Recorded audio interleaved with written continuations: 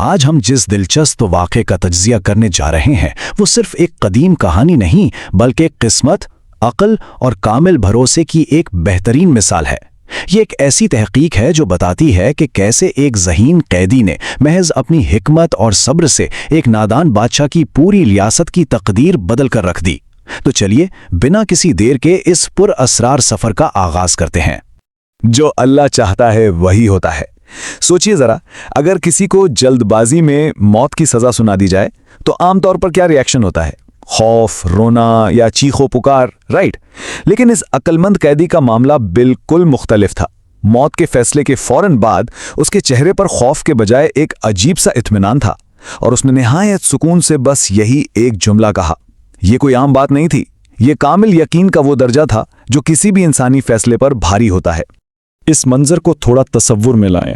زمانہ قدیم کی ایک ایسی ریاست جہاں تخت پر بیٹھا بادشاہ دل کا برا تو نہیں مگر اپنی نادانی کے لیے بہت مشہور ہے۔ جب مشیروں نے اسے آ کر بتایا کہ جیل میں ایک پرانا قیدی ہے جسے پچھلے بادشاہ نے موت کا حکم دیا تھا، تو اس بادشاہ نے تھوڑی سی بھی تحقیق نہیں کی، بغیر سوچے سمجھے فیصلہ سنا دیا کہ بھئی اگر میرے والد نے فیصلہ کیا تھا تو ٹھیک ہے، کل صبح اس شخص کو پھانسی دے دی جائے۔ دربار میں ایک طرف تو بالکل اندھی طاقت تھی اور دوسری طرف قیدی کی عقل اور اس کا بھروسہ۔ تو یہاں ایک بہت اہم سوال یہ پیدا ہوتا ہے کہ آخر قیدی نے اس موت کے فیصلے کو ٹالا کیسے؟ اب پھانسی کا دن آ گیا، موت بالکل سامنے کھڑی ہے۔ ایسے میں جب اس سے آخری خواہش پوچھی گئی تو ذہین دماغ نے کیسی زبردست چال چلی کہ سب حیران رہ گئے۔ اس کا مطالبہ بس اتنا تھا کہ پھانسی کے لیے جو 2 گھوڑے لائے جائیں وہ بالکل خالص اور نسلی ہونے چاہیے۔ اب ظاہر آخری خواہش تھی، وزیر اور سپاہی پورے ملک میں دوڑ پڑے، مگر بڑی مشکل سے انہیں ایک نسلی اور ایک جنگلی گھوڑا دربار میں پیش کرنا پڑا۔ پھانسی کے میدان میں سب کی سانسیں رکی ہوئی تھیں۔ اچانک قیدی نے اعلان کیا کہ بادشاہ سلامت، ان میں سے ایک گھوڑا تو نسلی ہے مگر دوسرا بالکل جنگلی ہے۔ بادشاہ ایک دم حیران، آخر اس نے پہچانا کیسے؟ تو قیدی نے مسکراتے ہوئے اپنا راز کھولا۔ اس نے بتایا کہ نسلی گھوڑا ہمیشہ وقار کے ساتھ بالکل سیدھا کھڑا رہتا ہے، صرف اس کا سر اور دم حرکت کرتے ہیں، جبکہ جنگلی گھوڑا بے قابو ہو کر اچھل کود کرتا رہتا ہے۔ اس شاندار مشاہدے نے پورے دربار کو بالکل سکتے میں ڈال دیا۔ اس لیول کی حکمت دیکھ کر وہ کم عقل بادشاہ بھی سمجھ گیا کہ اس شخص کی عقل عام نہیں ہے۔ اس نے فیصلہ کیا کہ ایسی ذہانت ریاست کے کام آ سکتی ہے، تو موت کی سزا فوراً عمر قید میں تبدیل کر دی گئی اور قیدی واپس اپنی تاریخ کوٹری میں چلا گیا۔ لیکن مزے کی بات دیکھیں، جب دوسرے قیدیوں نے اس سے پوچھا کہ بھائی اب اس عمر قید سے کیسے بچو گے، تو اس کا جواب پھر وہی تھا، جو اللہ چاہتا ہے وہی ہوتا ہے۔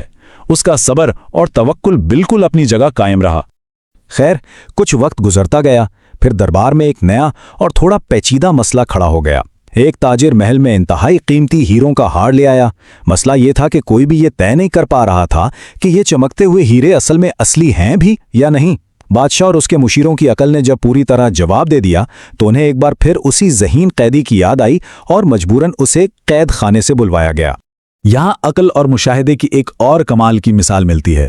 قیدی نے کوئی لمبی چوڑی سائنس نہیں لگائی، اس نے ہار ہاتھ میں لیا اور چپ چاپ باہر دھوپ میں رکھ دیا۔ تھوڑی دیر بعد واپس آ کر اس نے صرف 2 ہیروں کو اصلی قرار دیا۔ وجہ انتہائی آسان مگر گہری تھی۔ اصلی ہیرا کتنی بھی سورج کی تپتش ہو اپنا مزاج ٹھنڈا رکھتا ہے، جبکہ نکلی ہیرا دھوپ میں فوراً گرم ہو کر تپنے لگتا ہے۔ یہ ایک ایسا عملی تجربہ تھا جس نے تاجر کو بھی حقیقت ماننے پر مجبور کر دیا۔ اب یہاں آ کر کہانی ایک بالکل ہی نیا رخ لیتی ہے۔ سوچئے، کروڑوں روپے کے ہیروں کی پہچان کی ہے اس بندے نے، بادشاہ کی عزت بچائی ہے، تو انعام کیا ہونا چاہیے تھا؟ ایک محل، بھاری خزانہ؟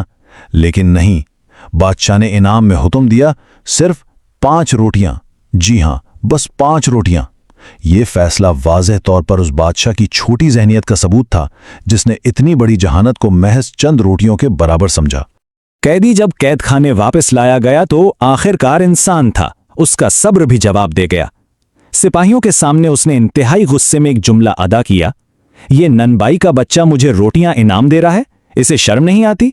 اب یہ کوئی عام جملہ نہیں تھا دوستوں، ایک بادشاہ کو ننبائی کا بچہ یعنی ایک بیکر کا بیٹا کہنا سیدھی سیدھی موت کو دعوت دینا تھا، اور یہی وہ تیر تھا جو جا کر برے راست بادشاہ کی انا پر لگا۔ ظاہر ہے جب یہ طنز بادشاہ تک پہنچا تو اس کا چہرہ غصے سے سرخ ہو گیا۔ قیدی کو دربار میں گھسیٹا گیا تاکہ اسے سخت ترین سزا دی جا سکے۔ लेकिन कैदी वहां भी पूरे एतमाद से खड़ा रहा। उसने बादशाह को चैलेंज कर दिया कि अगर शक है तो जाकर अपने सबसे पुराने बुजुर्गों से अपनी नस्ब की तहकीक करवा लो। बादशाह की अना का मसला था। उसने फौरन पूरी रियासत के सबसे पुराने तजर्बेकार बुजुर्गों को जमा किया ताकि इस कैदी को झूठा साबित किया जा सके। और उस इजलास में वो सच सामने आया जिसने पूरे दरबार की बुनियादें हिला दी। एक थरथराते हुए बुजुर्ग ने खड़े होकर हकीकत बयान की। उसने बताया कि पिछला खानदानी बादशाह जब तख्त पर था तो उसकी बेटी अगवा हो गई थी। महल के गरीब ननबाई ने बहादुरी दिखाई और शहजादी को दुश्मनों से बचा लिया। उस पिछले बादशाह ने खुश होकर अपनी बेटी और अपना तख्त उस रोटी पकाने वाले ननबाई को दे दिया। यानी तस्वीर बिल्कुल साफ थी, मौजूदा बादशाह दरअसल उसी ननबाई का ही बेटा था। अब देखें कैदी की नफ्सियाती समझ यहां अपना जादू कैसे दिखाती है। उसने भरे दरबार में बादशाह से कहा, देखा, एक खानदानी बादशाह हमेशा अक्ल की कदर करना जानता है, मगर तुम्हारे बाप का पेशा रोटी पकाना था। और जिस शख्स का माहौल और जहनियत ऐसी हो, उसकी नज़र में इस दुनिया की सबसे कीमती चीज़ सिर्फ और सिर्फ रोटी ही हो सकती है। इसीलिए तुमने इतनी बड़ी हिकमत पर मुझे सिर्फ 5 रोटियां इनाम में दी। ये लॉजिक बिल्कुल पॉइंट ब्लैंक थी, जिसने खून और नस्ब की सारी हकीकत खोल कर रख दी। लेकिन रुकिए, इस कहानी का सबसे बड़ा क्लाइमैक्स तो अभी आना बाकी था। उसी मंजर में कैदी ने एक और ऐसा अजीम राज फाश किया जिसकी किसी को उम्मीद नहीं थी। उसने दरबार में ऐलान किया, और सुनो, मैं उस खानदानी बादशाह की बेटी का बेटा हूं जिसके तख्त पर आज तुम कब्जा किए बैठे हो। कैदी ने बताया कि नाना के इंतकाल के बाद इस ननबाई बादशाह ने अपना तख्त छीन जाने के डर से उस पूरे खानदान को कैद कर दिया था। वो शख्स कोई आम कैदी नहीं था, बल्कि इस पूरे तख्त का असल और अकेला वारिस था।